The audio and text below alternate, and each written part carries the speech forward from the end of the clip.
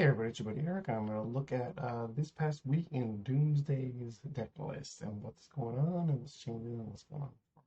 So anyway, um, this is the core right here, the core main and core side. We have a 56 core main board this week and 5 only for the sideboard. Sideboard is much more interesting, I think, right now, but let's go over the main real quick. Creatures are standard. We got the 4 Street Wraiths and the 2 Oracles, Demonic Tutor, and Doomsday, and all the other good sorceries we want. Nothing really special here. Make a note that there's 2 days and a 3 Flusterstorms in the main. The only difference in lands is whether people want to be on the Wasteland or I'm sorry, not Wasteland, um, Watering Grave or the ninth Fetch Land. That's about it for that. Now sideboard. Right now we have 1 Fatal Push shared between all of them, 1 Island, 3 Steel Sabotage. We'll get to that into a bit. First, let's look at, and big congratulations to I Draft the Beats, who got not only first place in the PTQ this weekend, but also 4 tops in this thing. They made the 5-0 challenge list, and then they topped in both the Saturday and Sunday challenges, and then got 2. Where we are here in the first. Anyway, they ran the same list all 4 times, which is pretty awesome, I think. I see a lot of times people come up with different deck lists throughout the week, different events, but I Draft the Beats kept practicing with this one and it paid off clearly. So we have the main and extra days. So that's the third days, a Mystical Dispute, as most people tend to run. Treasure Cruise, which has been gaining popularity over Portent, which Discover N was really big on for a long time, and the Watery Grave, as aforementioned. So what's interesting here is the extra days instead of what most people tend to run is Force of Negation. Why I think this is interesting is that it's much more compressed. It's just focusing on getting those quick plays through. You don't need an extra card.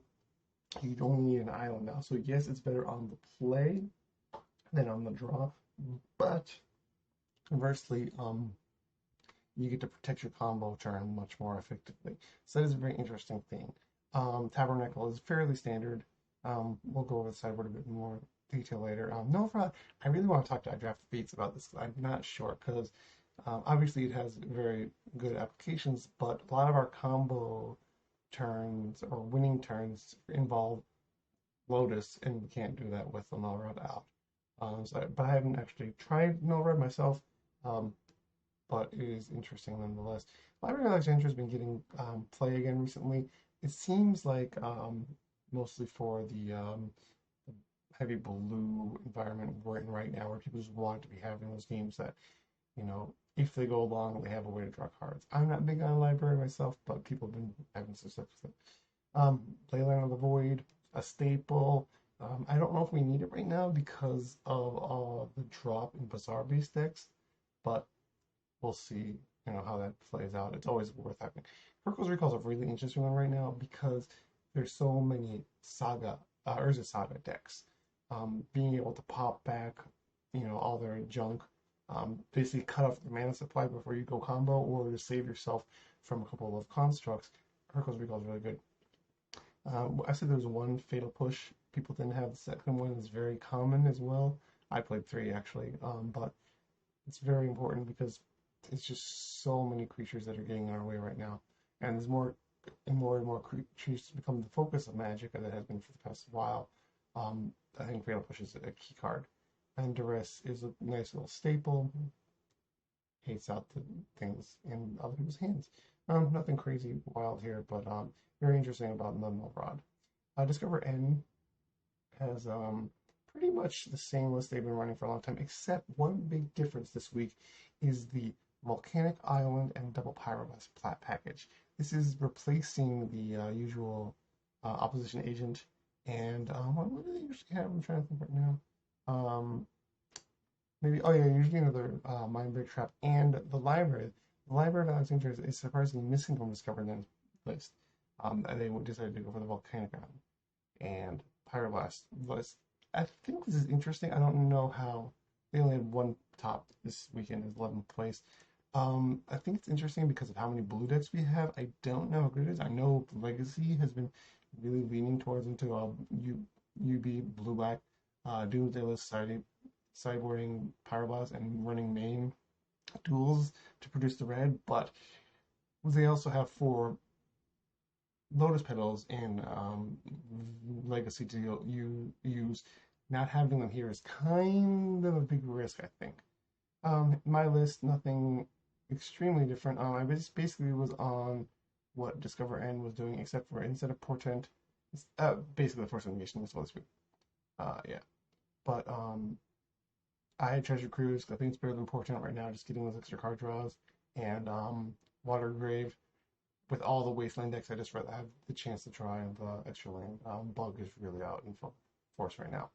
I was up on Fatal Pushes. I just been running into a lot of Lavinias and stuff like that recently, and just wanted to have an answer for that. I've been doing Grafdigger's Cage instead of the ley lines. I know it doesn't work completely well, and it still has the vulnerability to force of vigor that leyline does, but not having my hand or my mulligan revolve around the force of vigor was interesting to me. And it has works against Oath decks and other decks as well. It can stop Tinker decks from getting out Blightsteel and actually casting some of the junk from the graveyard with Young Possible. So it's been decent, but not super great.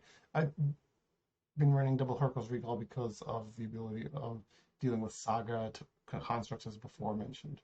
I'm on double Opposition Agent still because of all the fetching decks that are on, and this might be wrong.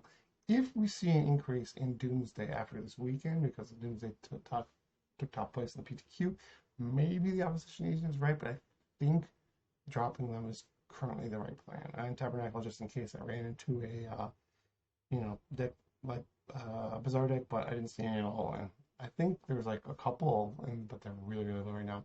And then Salatati X, I don't know how he pronounces his name, actually, I see sides. Salatati X. Anyway, basically had an interesting, instead of the extra days from the above list by I Draft the Beats, we had the Mystical Dispute main deck replaced with Flusterstorm, which is, I think, really, really powerful as well because of all this stuff on.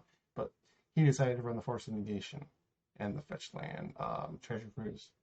Again, we talked about that. Chain of Vapor has been often used to answer anything. And then what Kai is on that I find interesting is Pithing Needle as opposed to Tabernacle. The reason for Pithing Needle is basically another way to shut down Bizarre decks and basically stop the hollow ones and root wells from coming out before they even have a chance to. Obviously, you kind of need it early, or it can be a problem. I'm not too high on it yet, but that's just my opinion. He's apparently been proud of it, and well, proud's the wrong word, but been happy with it. So we'll see. For Steel Sabotage and Special Thoughtseize. I asked him about Thoughtseize as opposed to Duresses because we do really worry about the life. His argument was the creatures. Endurance popping up more is a big deal. There's also some people run Nimble Objections, which obviously screws with our combo, and we cannot discard with this card, or counter even. Whereas we can counter Endurance, we cannot counter the cycling trigger from that. So that's a bit of a weird. Anyway, so you can look at the article on my site, oraclesofghosts.com. But let's look at these right here. So here's a quick wrap up of what the differences were between the four. Obviously, I dropped the Beats had their list in there 3 times this week, 4 times rather this week. But yes, basically the big differences are as well. I've seen I dropped the Beats and I were on Watery Grave, whereas Discover and Solitary X were on the Fetch Land. Extra days when I dropped the Beats. And most of us were on Force of Negation instead of the Dispute. Kai Saltati was on the extra Flusterstorm. Only just like a run was still on Portent, the rest of us were running Treasure Cruise. Sideboard is where the big differences come out, and I went over that before, but yeah, this image will be up on the Oracles of the Coast site, and you can check that out there to see all the details. I think Doomsday is in an interesting position right now because we are pretty good against blue decks. It can be hard sometimes, especially when they get really rolling. but shops is also going up, so we have to be careful about that.